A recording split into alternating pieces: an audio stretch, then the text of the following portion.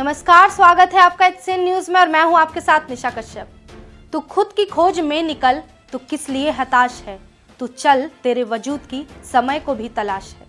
ये लाइनें बॉलीवुड के महानायक अमिताभ बच्चन जी की है। इन पंक्तियों से इस बात का आप अंदाजा तो लगा ही चुके होंगे कि आज बात एक बार फिर नारी की होगी। इन लाइनों को सुनकर नरम खून में एक उबाल आता है, ज़मीर जाग उठता है और कहता है कि एक नारी किसी की तकदीर नहीं बल्कि दुनिया की तस्वीर बदलने आई है। शायद आप में से कई अब ये वीडियो में खास रुचि ना दिखाएं और वीडियो देखना बंद कर दें क्योंकि बात एक लड़की की हो रही है। मगर काश कि इस वीडियो के रुकते ही समाज में से लड़कियों के लिए परंपरा के नाम पर रूढ़िवादी बेड़ियां भी टूट जाए और उनके प्रति होने वाली हिंसा भी खत्म हो जाए। उम्मीद करती हूँ लोगों की आंखें तब खुलती है जब आयशा और रशिका जैसी लड़कियां हैवानियत के सौदागरों के हत्थे चढ़ जाती हैं। उस वक्त लड़कियों को लेकर आपका थॉट बिल्कुल फ्रेश हो जाता है और खुद को अपने आसपास की लड़कियों के लिए एक हमदर्द समझने लगते हैं। लेकिन अफसोस की बात यह है कि ये बस कुछ देर की बात होती है। बराबरी के हक की लड़ाई तो दूर की बात है, हमारी जिंदगी तो अपने खुद के वजूद को तलाशने में निकल जाती है और इस दौरान कई यातनाओं से गुजरना पड़ता है जो कि किसी भी रूप में हो सकता है। आज हम एक ऐसे संवेदनशील मुद्दे के बारे में बात करेंगे जो एक समय में लड़कियों के लिए अभिशाप हुआ करता था, क्योंकि उस दौरान वो दर्द एक उफ तो छोटा शब्द होगा उनके तकलीफ को बयां करने के लिए। मिस्र में चली आ रही ऐसी परंपरा जिसने रूह को भी दर्द का एहसास करा दिया, खतना की परंपरा। उन्हीं में से एक महिला जिसने इस दर्द भरे वक्त का सामना किया, उनका अनुभव कैसा था। उसने अच्छे नंबरों से परीक्षा पास की, लेकिन इनाम के तौर पर उसका खतना करा दिया गया। जिन बुजुर्गों से वो बहुत प्यार करती थी, उन्हीं लोगों ने उसे लहूलुहान कर दिया। जहन में तो आपके आ रहा होगा कि ऐसा बुजुर्गों ने उस प्यारी सी मासूम दिखने वाली बेटी के साथ क्या किया कि वो लहूलुहान हो गई।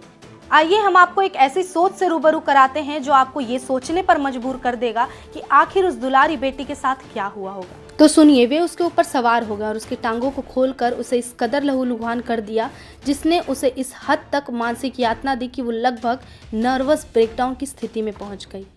उस समय उसकी उम्र सिर्फ 11 या 12 साल की थी जब उसका खतना करा दिया गया। मिस्र के रूढ़िवादी मुस्लिम समुदाय, खासकर ग्रामीण इलाकों में रहने वाले लोग मानते हैं कि जब तक महिलाओं के जननांग का एक हिस्सा काट नहीं दिया जाता तब तक उन्हें स्वच्छ और शादी के योग्य नहीं समझा जाता। आपको बता दें कि 2008 से पूरे मिस्र में इस चलन पर प्रतिबंध लगा दिया गया था। अगर कोई डॉक्टर इस तरह का खतना करने का दोषी पाया जाता था तो उसे 7 साल की जेल हो सकती थी। अगर कोई खतना कराने की इच्छा जताता है तो उसे भी 3 साल की जेल की हवा खानी पड़ती थी। मानवाधिकार मामलों के वकील रेडा एल्डनबाकी का कहना है कि आजकल खतने की यह प्रक्रिया प्लास्टिक सर्जरी करने के बहाने निपटाई जा रही है। रेडा महिलाओं के मुकदमे लड़ने के लिए बनाए गए सेंटर की प्रमुख भी हैं। इसी से जुड़ी एक खबर की कड़ी से आपको मैं सूचित करना चाहूँगी। काहिरा स्थित विमेन सेंटर फॉर गाइडेंस एवं लीगल अवेयरनेस ने महिलाओं के समर्थन में 3000 से ज़्यादा केस लड़े हैं। सेंटर ने लगभग 1800 केस जीते हैं।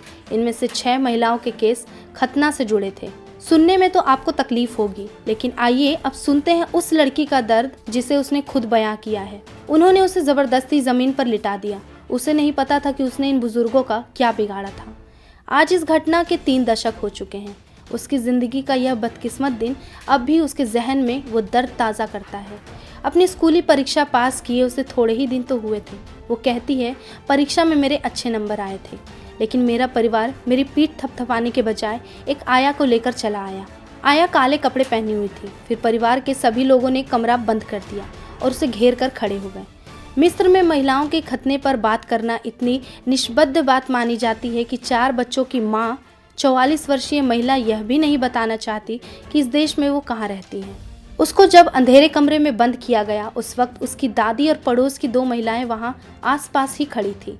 पड़ोसी महिलाएं अक्सर आया और खतने के लिए ज़रूरी औजार का इंतज़ाम साथ मिलकर कर लेती थी ताकि उसी दिन उसकी बेटियों का भी यह काम हो जाए।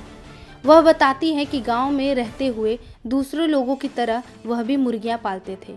उस महिला ने जब उसके शरीर के इस हिस्से को काट कर मुर्गियों के बीच फेंक दिया तो वो इसे खाने के लिए घेरा बनाकर जमा हो गई।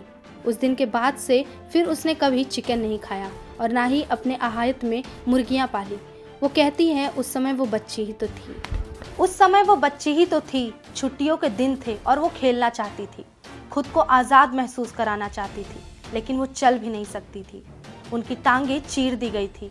उनको यह समझने में काफ़ी वक्त लगा कि आखिर उनके साथ क्या हुआ था, लेकिन बड़े होने के बाद उन्हें यह समझ में आया कि खतना न कराने के नतीजे क्या होते हैं। आप इस खबर को कैसे देखते हैं? क्या आपकी नज़र में ये परंपरा सही है या गलत? अपनी राय हमारे कमेंट बॉक्स में ज़रूर करें।